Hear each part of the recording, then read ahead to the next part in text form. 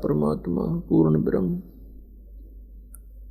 सारी सृष्टि के रचनहार कुल मालिक कबीर देव जी, कबीर साहिब जी, अल्लाहु अकबर, अल्लाह कबीर, कबीर देव, ये हमारे पिता हैं, परम पिता हैं। ये हमारे परम पिता हैं, ये हमारे परमात्मा हैं। और हम यहाँ काल के जाल में कष्ट उठा रहे हैं। हम आजीवन एक पेट को पूरा करने में ही अपना जीवन व्यर्थ कर देते हैं और ये कार्य अधूरा ही रह जाता है। हमारे जाने का समय आ जाता है। परमात्मा कहते हैं तुम कहाँ आकर के फंस गए, तुम कहाँ रह रहे हो, विचार करो, ये कोई जीवन है। लेकिन परमात्मा को ये भी मालूम है कि इनके बस की बात नहीं। काल भगवान ने आपको विवश कर रखा है। इसने बड़े सुनियोजित तरीके से अपने को यहाँ फंसा रखा है। ब्रह्मा जी, विष्णु जी, शिव जी तक भी ये अपने ही भाई हैं। हम वहीं से चलकर आए हुए हैं। जो अच्छी आत्माएं होती हैं उनको ये अपने पुत्र के रूप में जन्म दे करके यहाँ अपने आहार के लिए व्यवस्थक प्रबंधक बनाता है और इनको एक एक गुण युक्त कर देता है। रजगुण युक्त ब्रह्मा जी, सतगुण विष्णु जी और तम गुण युक्त शिव जी को बना दिया। अब इनके बस की बात नहीं। इनके अंदर से एक ऐसी तरंग निकलती है जो इन तीन लोक के प्राणियों को प्रभावित कर रही है। भले ये भगवान अपनी राजधानियों में रहते हैं, शिव जी शिवलोक में, विष्णु जी विष्णुलोक में, ब्रह्मा जी ब्रह्मालोक में, लेकिन इनसे निकल रही वो तरंगें हमें यहाँ प्रभावित कर रही है। जैसे एक मकान के अंदर, रसोई के अंदर मिर्चों का छौंक लग रहा है।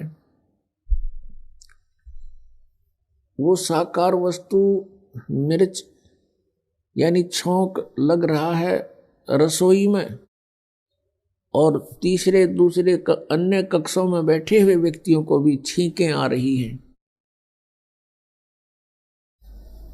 इस प्रकार उन छींकों को रोकना भी जीव के बस का नहीं। ठीक इसी प्रकार इन तीनों भगवानों के शरीर से ऐसी तरंग निकल रही है जैसे मिर्च से निकल रही है, और वो हमें प्रभावित कर रही है, जिसके आधार से हम रजोगुण प्रभावित हो जाते हैं, संतान उत्पत्ति करते हैं। इतना प्रबल प्रेशर इस काल ने जीव के ऊपर डाल रखा है। फिर सांसारिक सुख, कार कोठी बंगले बनाना, ये भी उसी रजोगुण के प्रभाव से हम यहाँ लगे रहते हैं, इसी व्यवस्था में। दूसरा सतोगुण का, जो विष्णु जी के अंदर से जो सतोगुण की तरंग निकल रही है, उनसे हम एक दूसरे में मोह हमारा ऑटोमेटिकली हो जाता है, न चाहते हुए भी, और इतना प्रबल हो जाता है कि हमारे बस की बात नहीं है। हम संतान या संपत्ति से मोह हटा लें। इसको सतिथि बोलते हैं। ये शुद्ध हिंदी का सतिथि, यानी ये पड़े रहे यहाँ, इनका जी लग गया रहे। और तीसरे का आपने पता ही है, भगवान शिव जी तो कल्याण करते हैं, शंकर जी के अंदर से निकल रही तरंग ये हमें क्रोधित करती है। ना जाने छोटी सी बात पर तू मैं और भयंकर युद्ध का रूप धारण कर लेती है। न जाने कितने प्राणी मर जाते हैं। तो परमात्मा को मालूम है कि ये विवश कर रखे हैं। इतना समय नहीं छोड़ रखा है इस काल ने कि कभी ये सोच ले भगवान के बारे में। यदि कहीं जाते भी हैं किसी स्थान पर, तो रास्ते में भी और आते जाते भी, और वहाँ 10 मिनट बेशक थोड़ा बहुत जिस पूजा में गए हैं 2-4 मिनट ध्यान लग जाना, तो फिर भी ध्यान उस बार ये व्यवस्था में रहता है। तो काल ने ये व्यवस्था सुनियोजित तरीके से कर रखी है कि मनुष्य जीवन पाकर ये प्राणी परमात्मा ना बचले, और बजाय कोशिश करे तो गलत बजाय शास्त्र विधि त्याग का मनमानी पूजाएं करे, ताकि ये मेरे जाल में पड़ा रहे। वो दयालु परमात्मा आते हैं जिनको हम छोड़कर आगे थे अपनी नालायकी थे, क्योंकि वो हमारे हैं, हम उसके हैं। अपने का दुख अपनों को ही होता है। हम जितने भी यहाँ दुखी हो रहे हैं उतना ही परमात्मा भी हमसे दुखी है, हमारे कारण दुखी है। अब कारण क्या था कि सतलोक में इस काल ने गलती की थी, और हमने भी गलती की, क्योंकि हम अपने पिता को छोड़कर ये जब तप कर रहा था इसकी तरफ आसक्त हो गए। हम अपने परमात्मा को छोड़कर हम पतिव्रता पद से गिर गए, और हम इसको चाहने लगे भगवान को छोड़कर, जो हमें सर्व सुख देव था, सारी सुविधाएं थी, वहां कोई दुख नहीं था, कोई काम नहीं था, नैष्कर्म में मुक्ति वहां प्राप्त होती है, बिना काम किए वहां मिलता है आपको। तो हम वहां गलती हमने की, जिसका दंड आज हम यहां भोग रहे इसके साथ आ गए। इसने वहां एक और भयंकर गलती की कि जब ये दुर्गा युवा थी, परमात्मा ने इसको युवा बना करके इसके पास भेजा था, और हम सब आत्माओं को दुर्गा के शरीर में प्रवेश कर दिया था सूक्ष्म रूप में, और इसको कहा था बेटी तू वचन से जितने जीव कहेगी बना देना, बना सकती है, तेरे को मैंने पावर दे दी, कबीर भगवान ने कहा था। अब इस काल भगवान ने वहां इसके साथ बदतमीजी की थी। उस सच्चे लोक में यह बकवाद नहीं चलती, इसने बलात्कार करने की सोची थी, जिस कारण से इसको वहां से निष्कासित कर दिया। जब इसको निष्कासित कर रहे थे इसने बहुत याचना की। एक सहजदास नाम के परमात्मा के प्रथम जनपुत्र हैं, जो सबसे पहले 16 उत्पन्न हुए थे उनमें से एक है। उसे याचना की कि मुझे यहीं रखवा दो, प्रार्थना कर दो भगवान ते। उन्होंने प्रार्थना की थी सहजदास ने जाके भगवान के दरबार में, क्योंकि परमात्मा सतलोक के भी टॉप मोस्ट प्लेस पर विराजमान है। तो परमात्मा ने कहा था भेज दो यहां से, ये रखने योग्य नहीं है। तब सहजदास ने आके कह दिया कि मैं तो अर्ज करी अनुरागी, अब तुम विषय लोक जाओ भड़भागी। ये वहां से चल पड़ा, तो उसका प्रतिशोध ले रहा भी ये हमारे से, हमारे परमात्मा से प्रतिशोध ले रहा है कि उसकी आत्माओं को इतना सता दूं, ये तौबा बोलती रहे और वो दुखी रहे। ये इतना शैतान है जिसको हम भगवान मानते थे, ये ब्रह्म है। यहाँ ये ब्रह्म नाम से प्रसिद्ध है। जैसे गीता जी अध्याय नंबर 15 के श्लोक नंबर 16 और 17 में 3 पुरुष बताए, 3 प्रभु, एक सरपुरुष एक अक्षर पुरुष। सरपुरुष तो ये ब्रह्म है, अक्षर पुरुष ये परब्रह्म है। संतों की वाणी में एक पारब्रह्म शब्द है, वो पारब्रह्म परब्रह्म के लिए नहीं, पार माने सबसे पार, सबसे लास्ट वाला, टॉप मोस्ट, यानी सुप्रीम गॉड। तो ये अक्षर पुरुष ये परब्रह्म है, और इन दोनों के लोकों में और इनका सब ये नाशवान है, इनका शरीर ये सभी नाशवान है, जीवात्मा किसी की नहीं मरती। 15वें अध्याय के 17वें श्लोक में कहा कि उत्तम पुरुष है तू अन्य, उत्तम पुरुष यानी पुरुषोत्तम श्रेष्ठ परमात्मा तो कोई और है समर्थ, और वही तीनों लोकों में प्रवेश करके सबका धारण पोषण करता है। वो अविनाशी परमात्मा है, उसको परमात्मा कहते हैं। फिर 15वें अध्याय के 18वें श्लोक में ये कहता है कि मैं तो इसलिए पुरुषोत्तम प्रसिद्ध हो गया कि मेरे अंतर्गत जितने प्राणी हैं उनसे मैं उत्तम, उनसे श्रेष्ठ हूं, उनसे तगड़ा हूं जो 21 ब्रह्मांड में है। ये मेरे से कम शक्ति के हैं, मैं इनसे ज्यादा शक्ति वाला हूं, इसलिए मैं पुरुषोत्तम प्रसिद्ध हो रहा हूं लोक वेद के आधार से, दंत कथाओं से।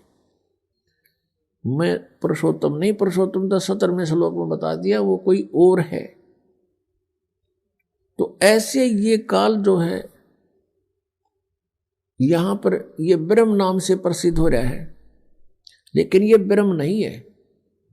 ब्रह्म मीन परमात्मा, लेकिन यहां पर ब्रह्म ये प्रसिद्ध हो गया, ब्रह्म कहलाता है। इसलिए उस कंप्लीट गॉड को, उस पूर्ण परमात्मा को डिफाइन करने के लिए ये तीनों बताने पड़ गए, ब्रह्म, परब्रह्म और परम अक्षर ब्रह्म। अब उसको परम अक्षर ब्रह्म बोलना पड़ा वेद पुस्तक ग्रंथों के अंदर। तो पुण्यात्माओं, अपनी जानकारी आप ही परमात्मा देने के लिए आते हैं। और परमेश्वर ने बताया था कि वेद मेरा भेद है, मैं ना वेदन के माही, और जौन वेद से मैं मिलूं ये वेद जानते नहीं। परमेश्वर ने कहा था कि वेद मेरा ही भेद है, मेरी जानकारी दे रहे हैं, और मैंने ही सारी सृष्टि रची है, इस ब्रह्म की उत्पत्ति भी मैंने ही की है।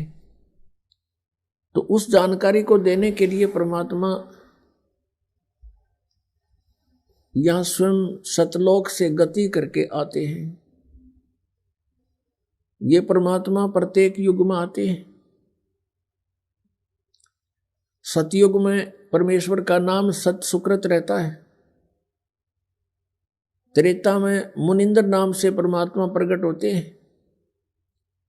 द्वापर में करुणा में नाम से परमेश्वर एक लीला करते हैं, जो बालक रूप धारण करके, शिशु रूप धारण करके फिर धीरे धीरे बड़े होते हैं, जनसाधारण जैसी लीलाएं करते हैं। ऐसा वेदों में लिखा है कि वो परमात्मा प्रत्येक युग में एक शिशु रूप धारण करके नीचे आते हैं और धीरे धीरे बड़े होते हैं। और प्रत्येक, जैसे आम व्यक्ति जनसाधारण अपने हाथों से निर्वाह करके गुजारा करता है, निर्वाह करता है अपने सब कर्म करता हुआ, ऐसी वो लीला करता है। और साथ में वो तत्वदर्शी संत की भूमिका भी करता है। तो वो परमात्मा कलयुग में अपने वास्तविक नाम से आए थे, कबीर नाम थे, कबीर नाम था। आपको बहुत बार कथा सुनाई है, जब द्वापर युग में परमात्मा आए हुए थे कबीर जी, यानी परम अक्षर ब्रह्म, अपनी लीला करने के लिए। उस समय वो जब शिशु रूप धार करके एक तालाब के अंदर कमल के फूल पर विराजमान हुए, वहां से उनको एक वाल्मीकि दंपत्ति जो निसंतान थे वो उठा ले गए थे। द्वापर युग में परमात्मा की परवरिश एक वाल्मीकि परिवार के घर पे हुई थी, और वहां उनका ही एक मित्र था, उन परमात्मा का एक, वहीं वाल्मीकि उस समुदाय के अंदर एक सुदर्शन नाम का बहुत अच्छी आत्मा का भगत था, वो परमात्मा का शिष्य हुआ था। और सुदर्शन जी के माता पिता, उन्होंने परमात्मा कबीर जी की बात को स्वीकार नहीं किया था। सुदर्शन जी बहुत अच्छे परमात्मा को अच्छी तरह समझ चुके थे, अपने माता पिता से भी बहुत बार प्रार्थना करते थे, लेकिन बात यह आ जाती है कि घर का जोगी जोगड़ा, बाहर का जोगी सद, क्योंकि उसी कॉलोनी में रहे भगवान, वाल्मीकि के घर में जन्म, तो उसको भगवान मानना हंसी खेल नहीं। बिना ज्ञान के भगवान की पहचान हो नहीं सकती। वो नहीं माने। अंत में जब परमात्मा ने कहा कि सुदर्शन, उसके माता पिता शरीर छोड़ गए, लेकिन भगवान से उपदेश नहीं लिया। तब सुदर्शन जी के जाने का समय आया, तब परमात्मा वहां पहुंचे कि सुदर्शन, सतलोक की तैयारी है बेटा, अगली कति तैयारी है। आपने ज्ञान ऐसा दे दिया इसे गंदे लोग में फिर पैर फंस गया तो दाता के करीब सूत में नहीं आओगी। ठीक है बेटा, एक बात बता, तेरी कोई इच्छा तो नहीं है? क्योंकि इच्छा सबसे बड़ी दुश्मन है इस जीव की, वापस ला फंसाओगी। सुदर्शन जी ने कहा कि प्रभु कोई इच्छा नहीं दास की, आपने ज्ञान ऐसा दे दिया। कुछ देर के बाद कहता है भगवान एक प्रार्थना है इस दास की। मेरे माता पिता बहुत ही अच्छी आत्मा के थे, बहुत ही नेक थे। हे परमात्मा, उन्होंने आपका नाम नहीं लिया। हे दाता, वो इस काल के जाल में फंस गए। और मेरी एक थोड़ी सी प्रार्थना आपसे, उचित समझो तो प्रभु स्वीकार करना, उनको पार करना प्रभु, किसी जन्म में उनको पार करना। अब परमात्मा ने सोची यू भी फंसेगा, अब यू भी रहेगा यहाँ पर। मुश्किल से एक निकालन की सोची थी काल के जाल से, यू भी फंस गया। यह भी कमजोरी ये है। एक बुजुर्ग व्यक्ति डॉक्टर के पास चला गया और जाके कहने लगा, डॉक्टर साहब मेरी कमर दुख है। डॉक्टर ने देखा अस्थि पिंजर सा रह बुढ़ेगा, वो कहने लगा बाबा या कमजोरी है, वीकनेस है ये शरीर में। फिर कहता मैं खड़ा होता हूं तब चक्कर आता है। डॉक्टर बोला कमजोरी है। मेरी पिंडी भड़के हैं, मेरी पिंडियों में दर्द होता है, पिंडलियों में। डॉक्टर बोला कमजोरी है। अब इस बात पे वो बूढ़ा नाराज हो गया न, बोला तू डॉक्टर है गम चक्कर, एक के बाद जाने कमजोरी है कमजोरी है कमजोरी है। अब वो डॉक्टर ने बोला बाबा यह भी कमजोरी है कि बूढ़े आदमी ने, क्योंकि कमजोर आदमी ने गुस्सा गना आवे, तो यह भी कमजोरी है, कमजोरी के कारण गुस्सा आएगा आपको। तो परमात्मा ने जान लिया कि यह भी कमजोरी है, बोल रहा सुदर्शन में, बिल्कुल तैयार हो लिया और यह इच्छा बीज फिर रख दिया काल ने। परमात्मा कहते हैं इच्छा दासी जम की या खड़ी रहे दरबार, और पाप पुण्य दो वीर हैं या सतखसमी नार। अब जैसे हमने यहां से चलना है, हम पुण्य कर रहे हैं, पुण्य अति आवश्यक है। और ये पुण्य एक ऐसा आपका जहाज बनेगा साथ में, क्योंकि सब सहयोग होता है मंत्र का भी। सब जहां तक इस पुण्य का काम है, ये पुण्य वहां तक आपको मदद करेगा। लेकिन वहां जाकर इस पुण्य की तरफ नहीं देखना आपने, क्योंकि वहां चलने के बाद जहां अकाउंट होता है वहां खड़े रहते हैं दूत काल के, और नो कहेंगे अगर तेरी तो बहुत कमाई है, ओहो तू तो भाई, आप तो जो है ना ऐसे विष्णु लोक में देवता बन सकते हो, आप तो ब्रह्म लोक में ऐसे बन सकते हो, आप तो 10 जन्म तो इंद्र के पा सकते हो। ये पुण्य के कारण है। तो वहां आपने ये पुण्य भी नहीं रखना, ये पुण्य भी हमारा दुश्मन वहां होगा, यहां नहीं। यहां तो आपकी बहुत हेल्प करेगा, तो वहां जाकर ये पुण्य की तरफ भी आपने नहीं देखना, काम ना बढ़ना। कहते इंद्र दा राज कागदा बेस्टा ना भोगा इंद्राणी नू। इतनी हेट हो जाए यहाँ के लोग की के वहां इंद्र बन गया फिर गधा बनेंगे आकर के। ये बातें याद रखने की है। परमात्मा ने सोचा कि ये बालक भी रह गया यहीं पर, क्योंकि परमात्मा का और काल का एक वार्तालाप होया था। तब इस काल ने, परमात्मा अपने पुत्र के रूप में खड़े थे वहां पर, वो समझ नहीं सका कि ये भगवान है या सहजदास है या जोग जीत है। कभी परमात्मा किसी रूप में आ जाते हैं, कभी किसी के रूप में। तब उसने कहा था कि 3 युगों में जीव कम ले जाना प्रभु, 3 युगों में, सतयुग त्रेता द्वापर में कम जीव ले जाना, और चौथा युग जब कलयुग आवे तब तव शरण जीव बहु आवे। ऐसा वचन हर मोय दीजे तब तुम गवन संसार ही कीजिए।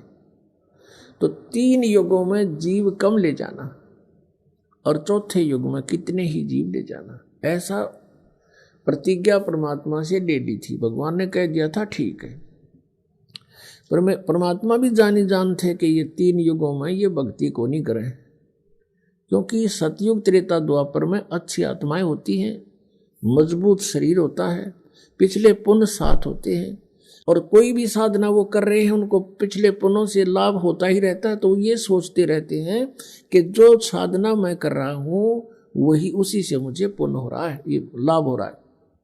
तो इसलिए परमात्मा ने ये चौथा युग चुना था कि चौथे युग तक ये खाली हो लेंगे, कति खोखे हो जाएंगे, पुण्य इनके साथ रहे नहीं, इनकी ब्रान माटी होगी, और ये साधना भी कर रहे होंगे डुप्लीकेट काल की प्रोड्यूस की हुई, इनसे उनको कोई लाभ नहीं होगा। और फिर हम जाएंगे या अपना कोई दास भेज देंगे, अपना प्रतिनिधि, और फिर पावर मालिक की काम करती है, हम इनको सुख देंगे, ये पहचान जाएंगे भगवान कौन है और छोड़ देंगे उन नकली साधनाओं को। तो इस दृष्टिकोण से परमात्मा ने वहां सोचा था कि मुश्किल से तो एक युग तैयार कराया था, और ईब यो भी गोडे टेक ज्ञानों के आगे मन में दोष तो आ ही लिया। अब उस सुदर्शन जी को ये विश्वास था कि यदि परमेश्वर ने एक बार हाँ भर ली तो मेरे पिताजी पार ही होंगे, माता पिता। तो परमात्मा ने कहा ठीक से बेटा, चिंता ना कर, तेरे माता पिता को मैं पार करूंगा, पर उन्हें गलती तो बहुत करी, लेकिन मैंने तेरे से वचनबद्ध हो गया। मैं आप पे कह दी भगवान ने, नहीं तो वो कहता परमात्मा ने सोची थी वो डूबेगा। तब उसको एकदम शांत हो गया, हे भगवान बड़ी दया करी, हे परमात्मा बड़ी रजा करी। अब वो तो भेज दिया सतलोक में सुदर्शन। तो अब क्या हुआ कि उसके माता पिता अगले जन्म में ब्राह्मण के घर जन्म हुआ, उनका दोनों का, पति पत्नी का फिर योग हुआ। परमात्मा वहां पहुंचे, उनका संतान नहीं थी कोई भी। परमात्मा उनको 3 वर्ष के बालक के रूप में मिले। सब जगह ढिंडोरा पिटवा दिया, किसका बालक है, मुनादी करवा दी, किसी ने स्वीकार नहीं किया। अधिकारियों से भी बात करा दी कि किसी ने नहीं लिया। तो उन्होंने कह दिया आप ही रख लो।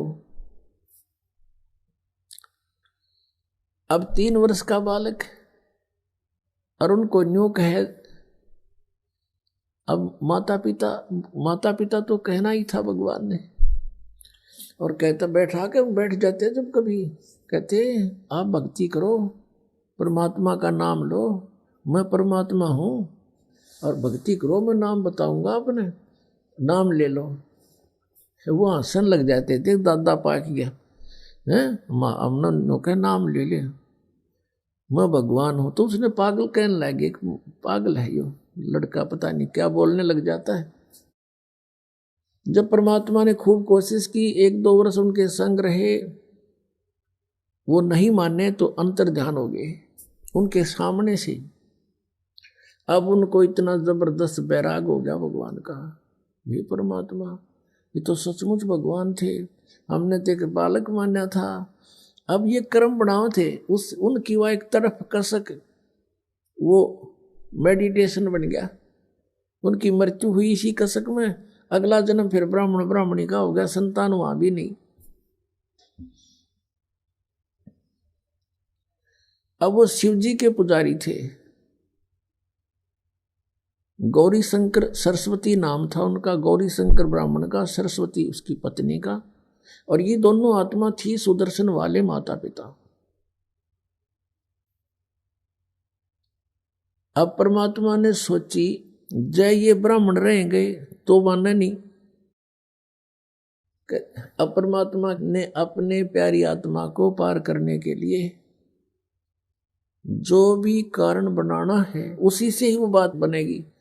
अब क्या हुआ, वो शिव के पुजारी थे, नेक आत्मा थी, भगवान शिव की कथा करते थे, और जो भी दान दक्षिणा आ जाती थी केवल भोजन योग्य रख लेते थे, भोजन जितनी बाकी का भंडारा कर देते थे, दान धर्म लगा देते थे। अन्य उनकी बहुत ज्यादा महिमा होगी। अन्य ब्राह्मण जो थे वो उनसे ईर्ष्या करने लगे, क्योंकि लोग गणे प्रशंसा करें और वहां जाकर दान गणा दे कथा में। और वो जो ढोंगी टाइप थे, लोग अनबकाम थे, उनकी महिमा कम होने लगी, वो ज्यादा थे संख्या में।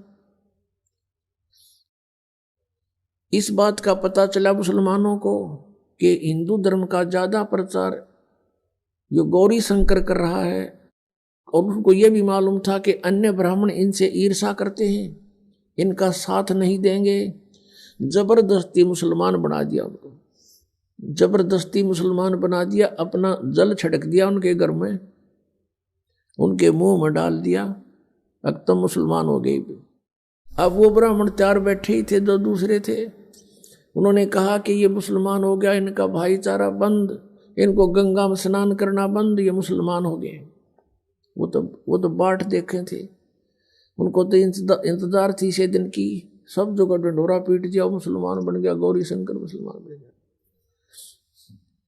अब वो मुसलमान बन गया तो बन गया, भी क्या करे, मजबूरी होगी, क्योंकि ब्राह्मणों ने बाईकाट कर दिया उसका।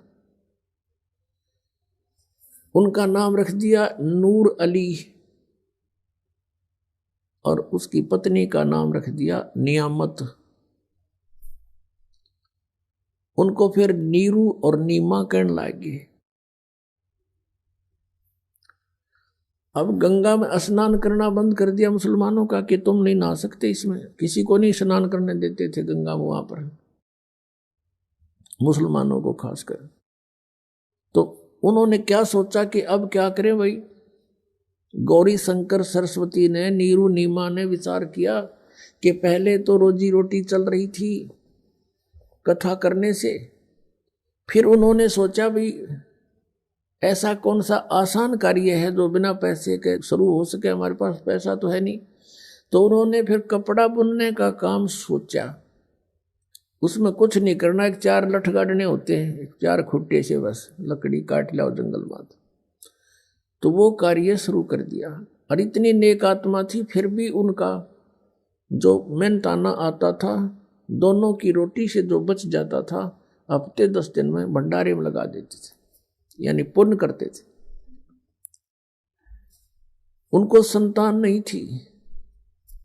पुण्यात्माओं, समाज के अंदर हम ऐसी कुरीतियां भर चुके हैं कि आधे से ज्यादा हम उनसे दुखी हैं। संत मते के अनुसार, परमात्मा के विधान अनुसार, ठीक है, संतान भगवान देता है, वो हमारा संस्कार है, और उन संस्कार को हमने भोगना है। लेकिन परमात्मा की शरण में आप भी आओ और बच्चा ने भी ला दे, तो फिर परमात्मा के भी टॉप आवृत है। पूर्ण परमात्मा के पास, कबीर भगवान के पास एक ऐसी शक्ति है कि वो हमारे संस्कारों को चेंज कर सकता है।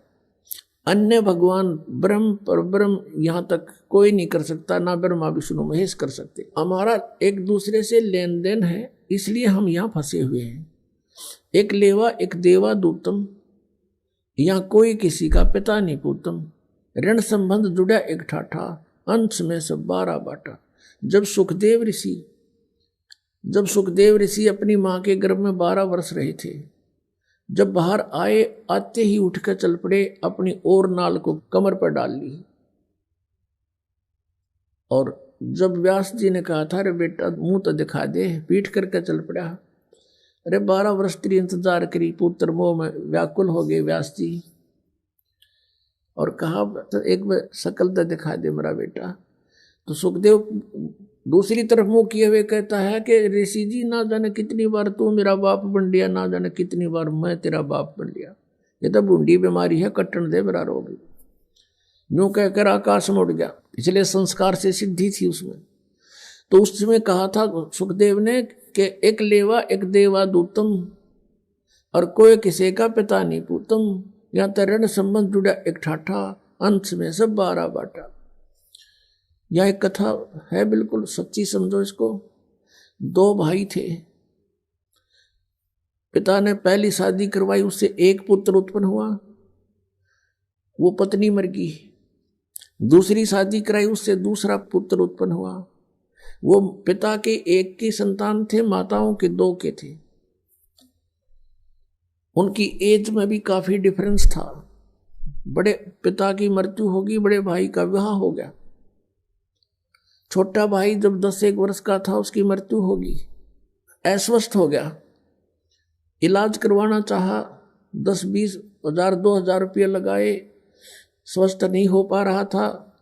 तो दोनों ने, पति पत्नी ने मिलकर सोचा, उस बड़े भाई ने और उसकी पत्नी ने, कि आधी संपत्ति का हकदार है, सबको पता है मरने वाला है, बीमार बहुत है, क्यों पैसे व्यर्थ करते हो, इसको विष दे देते हैं या विष का इंजेक्शन लगवा देते हैं। एक सलाह बन गई, क्यों बुरे काम में जल्दी बात बने है, एक राय हो जाती है। तो एक डॉक्टर से बात करी, उसने कहा कि तू ऐसे ऐसे कर दे, इसके इंजेक्शन लगा दे या कोई औषधि दे दे विष की, ट्रीटमेंट आपसे चल ही रहा है। तो उसने कहा मैं 500 रुपये लूंगा, और 500 रुपये दे दिए। उस समय के 500 रुपये, कहने का भाव यह है कि उस लड़के की मृत्यु होगी। मृत्यु होगी तो 2-3 वर्ष के बाद, 1-2 वर्ष के बाद उनका लड़का हो गया, वर्ष के बाद उनका संतान नहीं थी, एक पुत्र उत्पन्न हुआ, और सारी संपत्ति उस भाई वाली भी उससे की होगी। तो उस बच्चे को खूब लाडते, खवावें प्यावें, खूब गिने दिनों में 15-16 वर्ष का हो गया। 15-16 वर्ष का हो गया तो उसका विवाह कर दिया। विवाह होते ही वो लड़का बीमार हो गया, वो लड़का अस्वस्थ हो गया, और उसके इलाज में, ट्रीटमेंट में संपत्ति बेच दी, घर में पैसा था वो सारा ला दिया, लेकिन वो स्वस्थ नहीं हो रहा। एक दिन वो बैठा, उसका पिताजी और लड़का चारपाई पे अंतिम सांस गिने था। तब उस लड़के ने कहा कि भाई साहब मेरी कफन की तैयारी कर ले, और लकड़ियों की। तब उसने सोचा कि इस लड़के का इतना अस्वस्थ दिमाग हो गया कि मुझे पहचान नहीं रहा। उसने कहा बेटा मैं तेरा पिताजी हूँ। वो कहने लगा मुझे पता है तू मेरा पिताजी नहीं, तू मेरा भाई है। तुझे याद होगा आपका एक छोटा भाई था अखां, और उसको तूने कैसे मारा था, विष देके, और मैं ही वो हूं, और तेरे पुत्र रूप में जन्म लिया मैंने। अब भाई साहब मेरा हिसाब बराबर हो गया, जितनी मेरी संपत्ति तूने हड़पी थी वो सारी ले ली, सारी खर्च हो रही मेरे ऊपर। अब लकड़ियों के और कफन के पैसे शेष है, और इनकी तैयारी करना चला। तब उसने पूछा कि भाई बात तेरी सारी सच्ची है, सही मैंने जुल्म किया तो मेरे आगे आगी इकलौता पुत्र है, और आगे होने की आस नहीं, मेरा कुल नाश हो गया, मैंने जैसा किया मुझे तो भोग मिल गया। भाई भगवान का न्याय, बड़ी अच्छी बात, मुझे मिलना चाहिए था दंड, परंतु ये जो तेरी पत्नी है इसने क्या जुल्म कर दिया बेचारी ने, ये अब तेरे मरने के बाद इसको जिंदा जलावेंगे, सती प्रथा थी वहां पर, अब इसने क्या जुल्म किया। उसने पूछा वो डॉक्टर कहाँ है, कि वो डॉक्टर भी 2 वर्ष के बाद, तेरे मृत्यु के 2 वर्ष बाद अचानक मर गया। तब उसने कहा कि ये वही डॉक्टर है जो मेरी पत्नी बनकर आई है, अब यह जड़ेगी और नहीं तो और क्या होगा इसका पाप आत्मा का।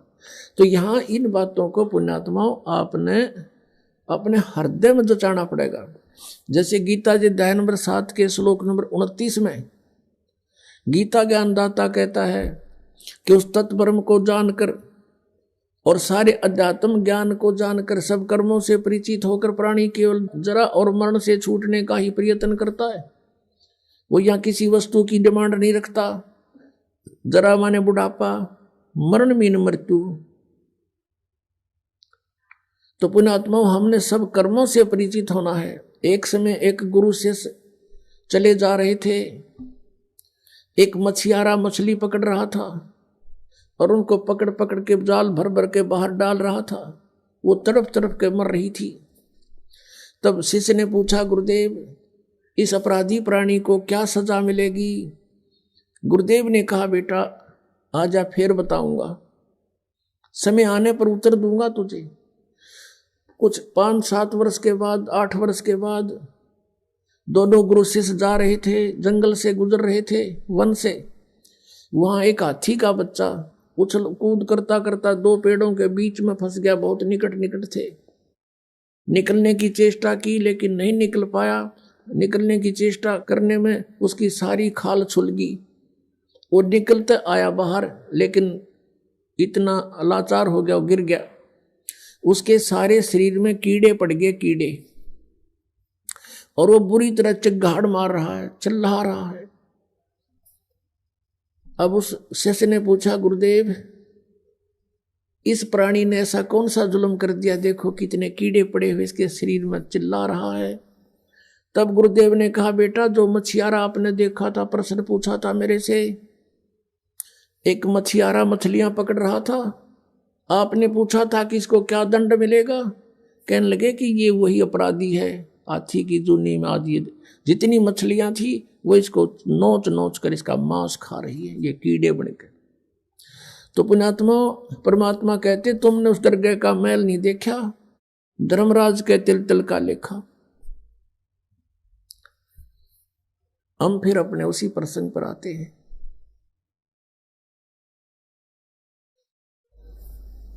अब नीरू और नीमा अपना जुल्हाई का कार्य करते थे, उनके संतान नहीं थी। अब परमात्मा जब सारी सृष्टि रच सकता है, क्या संतान नहीं दे सकते? उन्होंने उचित नहीं समझा। उन्होंने उचित इसलिए नहीं समझा कि इनको संतान दूंगा तो फिर नए सिरे से इनका फिर वो काम शुरू हो जाएगा, चक्कर। अब इनके पिछले लेन देन समाप्त हो रहा है और बात लवेला गिरी है। परमात्मा जानकार डॉक्टर थोड़ा गलती कर सकता है? डॉक्टर गलती नहीं कर सकता कि इसमें ऑपरेशन बड़े बनाए काम ने फिर बिगाड़ दे। तो परमात्मा का उद्देश्य यहां से निकालना है, सभी आत्मा उसकी है। हम तो अपने सुख के लिए बेटे न रोए हैं कि बड़ा हो के कमाओ हैं और ये मुझे सुख दे, फलाना करो, और वो बालक बीमार हो जाए 6 महीने और अच्छी खूब तो पैसे लगे, 1 साल में सारा परिवार नो कहे भगवान इस नठा दे, इसका अच्छा था, देखा नहीं जाता, घना दुखी हो रहा है। और परमात्मा जो फैसला करता है वो बिल्कुल सही करता है। तो संसार के विचारों से और आध्यात्मिक मार्ग में बहुत अंतर है। इसलिए कहते हैं जगत और भगत का बैर बना रहता है, विरोध होता है। विरोध का कारण यही है कि संसार की बातें अपने सतर की हैं और भक्तों की आध्यात्मिक मार्ग की बातें होती हैं। जैसे बहुत से ऐसे प्रमाण हैं कि आध्यात्मिक मार्ग में कहते हैं वहां तो दंडवत प्रणाम करते हैं, वहां तो ऐसा करते हैं, लंबे लेटते हैं। अब इस तरह की बातों को संसारिक लोग पसंद नहीं करते क्योंकि उनको ज्ञान नहीं।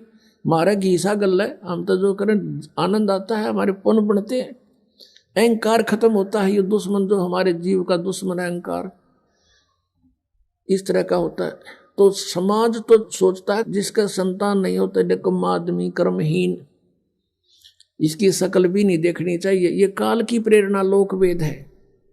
और भगवान के मार्ग में वो बहुत पुण्यकर्मी प्राणी है। देखो पुण्यकर्मी तो वो भी हैं जिन नाम ले लिया, उनके संस्कार एक दूसरे पुत्र पुत्री में है तो भी अच्छी बात है। सब उस परमात्मा की आत्मा है, सबको लगा दे भगवान के चरणों में।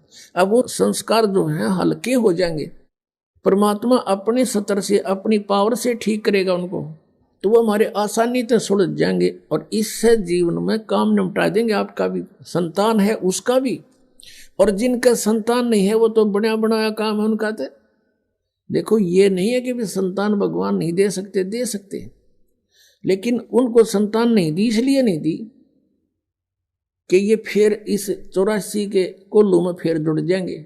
उनके लिए स्वयं चले गए बालक बनकर उस अपने भगत की प्रतिज्ञावश।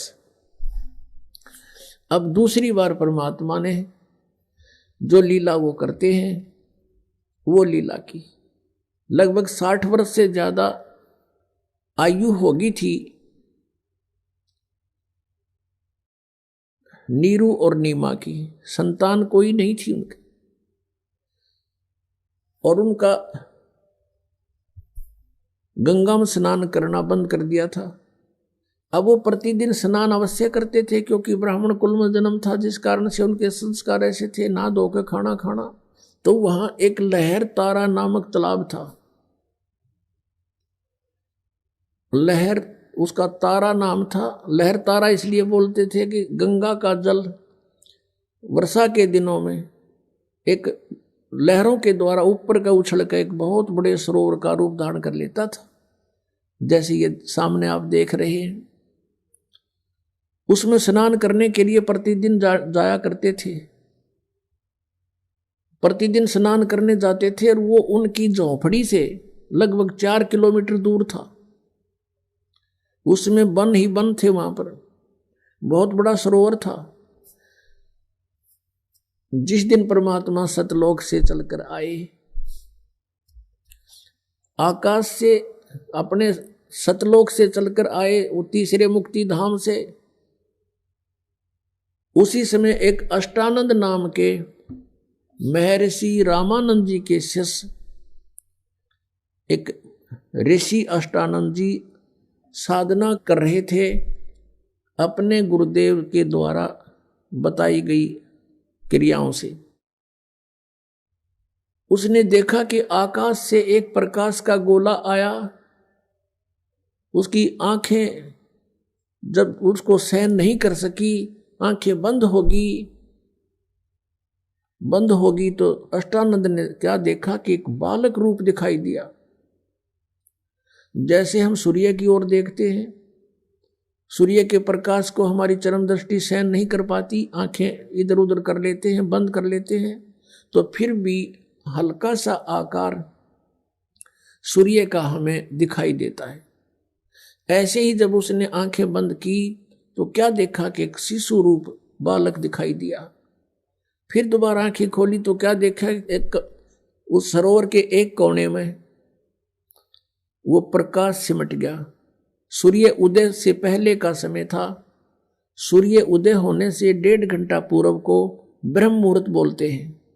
वहां परमात्मा ने एक कमल के फूल पर आकर के वो विराजमान हुए, और अष्टानंद जी ने सोचा ये क्या हुआ, लेकिन उन्होंने बालक रूप वहां कमल के फूल पर नहीं दिखाई दिया, क्योंकि अंधेरा था।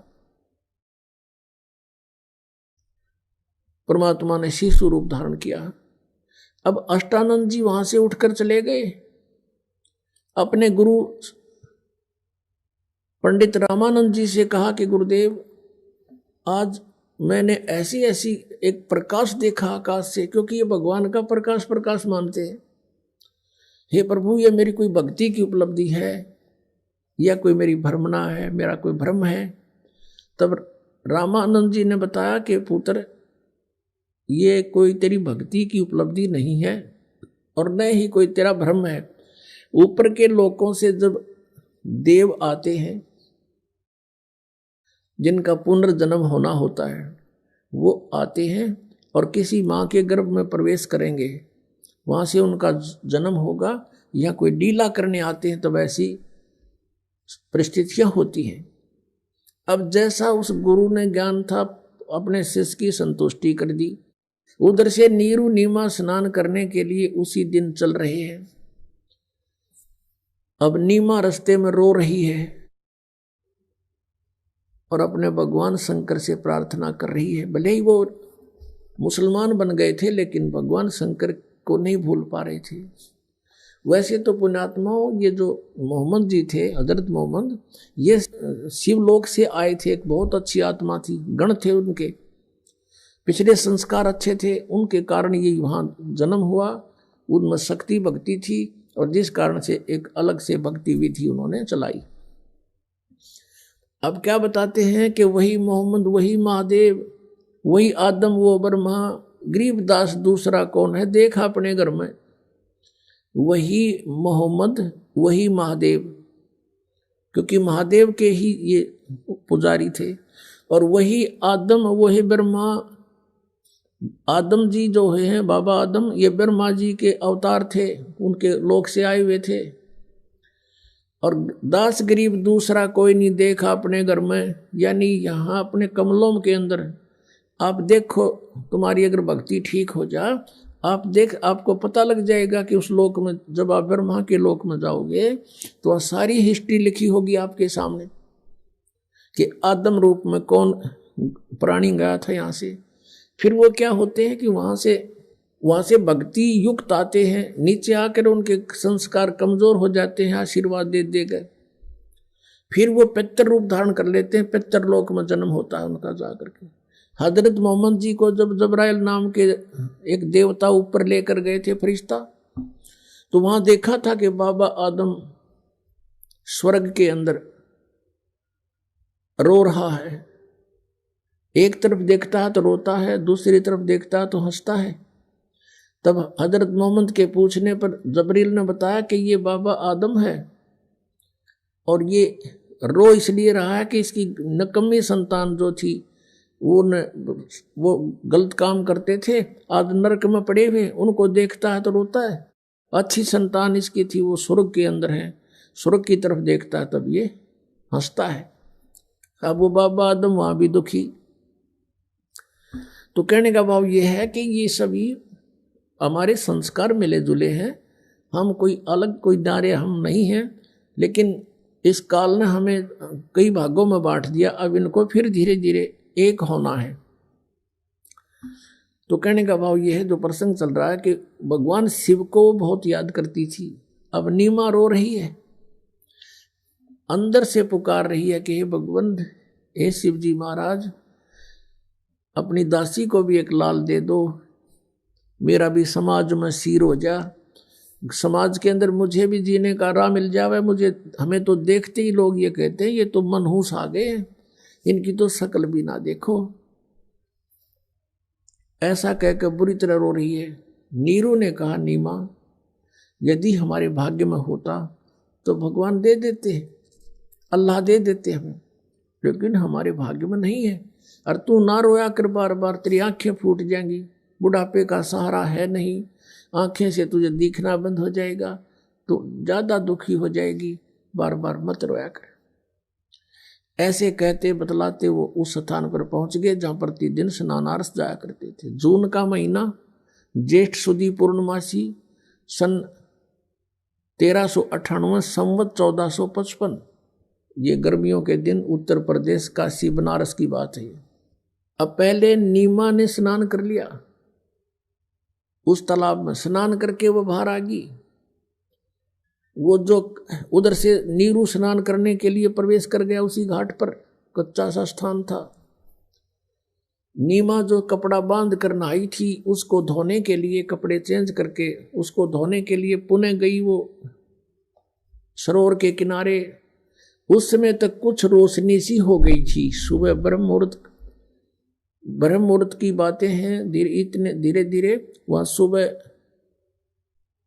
थोड़ी किरणें सी, थोड़ी रोशनी सी हो गई थी, जैसे सुबह सुबह कुछ ऐसा दिखने लग जाता है। तो नीमा ने क्या देखा कि कमल के फूल के ऊपर एक पैर हिल रहा है। उसने सोचा कोई सर्प ना हो और मेरे पति को डस ना ले। उसने गौर से देखा, बहुत ध्यान से देखा। क्या देखा कि बालक एक पैर को तो ऐसे हिला रहा है, ऐसे हिला रहा, पैर मार रहा है। उसने देखा है तो बालक है, और कमल के फूल पर। अपने पति से कहा, जो वहीं थोड़ी सी दूरी पर स्नान कर रहा था, कि देखना जी, देखियो कमल के फूल पर बालक है, बच्चा है, इसको उठाइयो, डूबेगा। अब नीरू स्नान कर रहा है ऐसे ऐसे करके। उसने सोचा ये तो मेंटल होली। अब इसमें जल के अंदर भी बच्चे दिखने लग गए, और नो कहे भगवान इसने सद्बुद्धि दो। फिर वह फिर जोर से कसक से कहती है, जी सचमुच देखना, देख डूबेगा। तो उसने सोचा भी देखते लूं। जिधर वो संकेत कर रही थी, ध्यान किया तो सचमुच कमल के फूल पर बालक है। उसने तुरंत उठा लिया, उस कमल के फूल समेत उस बालक को उठा कर अपनी पत्नी को थमा दिया। अब वो नीमा उसको लेकर परमात्मा को किनारे पर आ गई और नीरू नहाने लग गया। वो स्नान कर ही रहा था। अब नीमा परमात्मा को, वो तो परमेश्वर आए हुए थे, अपने आत्माओं जिस मालिक का नाम लेते हैं, रोम रोम करना जाते हमारे, जिसकी खोज में हम युगों से लगे हुए हैं, और वो परमात्मा उस बहन की गोदी में एक बालक रूप बना के, अब जो आनंद उस माई को महसूस हुआ होगा, जिसके नाम से आनंद होता है, जिसको आसपास वो हमारे हो तो उसको कितना सुख होगा। अब ये तो वो माई ही व्याख्यान कर सकती है, वही वर्णन कर सकती है, उसके पास भी जुबान नहीं होगी। लेकिन पुत्र मोह, मालिक की कृपा, इतना सुंदर बालक, उसको देख देख कर कभी उसको प्यार करती है, मुंह चूमती है, सीने से लगाती है और शुक्र मनाती है अपने शंकर भगवान का। हे भगवान, आज ही हृदय से पुकार की थी, आज ही भगवान आपने मेरी सुन ली। अब यहाँ बताते हैं कि जगत का पेखना पेख्या, धड़ी का नाम ना लेखा। इन ब्रह्मा विष्णु महेश्वर के 9 नंबर बना करते आ तरह खुद भगवान, अन्यों के शिव जी ने दे दिया। अब हम ऐसे ही अभी तक भ्रमित रहे। अब थोड़ी देर के बाद स्नान करके वो नीरू बाहर आया। उसने विचार लाया कि पहले तो हम मुसलमान बना दिए, मुसलमानों से हमारा ज़्यादा लिंक नहीं, हिंदू हमसे बात नहीं करते, और कहीं हम इस बालक को घर लेकर जाएंगे तो गांव वाले नगर वाले कहेंगे कि तुम किसी का चुरा के लाए हो। हम कहेंगे कमल के फूल पर मिला, हमें कहेंगे झूठ बोलते हो, कमल के फूल पर बालक हो ही नहीं सकता, और हमारा उलिया बिगाड़ेंगे, बालक को छीन लेंगे, पूछेंगे कहाँ इनकी माता पिता, वह रो रही होगी, तुम चुरा कर लाए हो किसी का। इस तरह की उसने 100 अटकल लाकर अपनी पत्नी से कहा कि भगवान, इस बालक ने यहीं रख दे, इसी में अपनी खैर है। लेकिन नीमा कहती है, जी ना जाने इस बालक ने मेरे पर के जादू कर दिया, अब मैं इसके बिना जी नहीं सकती, मर सकती हूँ, मैं इसको नहीं छोड़ सकती। अब नीरू ने सोचा कि ये मानती नहीं और घर बेघर करवाएगी, बालक रहना नहीं। उसने अपने जीवन में पहली बार अपनी पत्नी की तरफ हाथ किया थप्पड़ मारने के लिए, रोते हुए कि तू जिद्दी होगी, मैं तेरी हर बात को मानता आया हूँ, इस कारण के हमारे संतान नहीं है कि तेरी आत्मा दुख ना पा जा, इसलिए तू जिद्दी होगी, हट करने लगी है, मेरी एक नहीं मानती है, और छोड़ इस बालक को। न्यों हाथ किया ही था, परमात्मा बोले जो गोदी में थे, कहने लगे नीरू सावधान हो। अब नीरू रुक गया, डर गया कि देखो भूत है, प्रेत है, क्यों फरिश्ता है। बालक बोल पड़ा और कहा कि मुझे घर ले चलो, तुम्हारा कोई आपत्ति नहीं आएगी, मैं तुम्हारे लिए आया हूं। और न्यो बालक बोल पड़े, कलजा पाट जा। वो तो चुप हो गया, कत्ती सांस नहीं निकाला, और आगे आगे हो लिया अपनी धोती ठाक है। और घर पे आ गए। घर पे आते ही पता चला सबने कि इतना सुंदर बालक है, भगवान कदे देखा ना सुना। सारे नगर की औरतें आदमी देखना हुए, राजा तक भी आए, वहां का जो राजा था दिल्ली का वो भी देखने आया कि इतना सुंदर बालक। ये भूल भाल गए कि कौन हर कितने लाए, तो बता दिया कि वहाँ लहर तारा तालाब में मिला है कमल के फूल पे। फिर परमात्मा की लीला थी, किसी के मन में दूसरी भावना नहीं।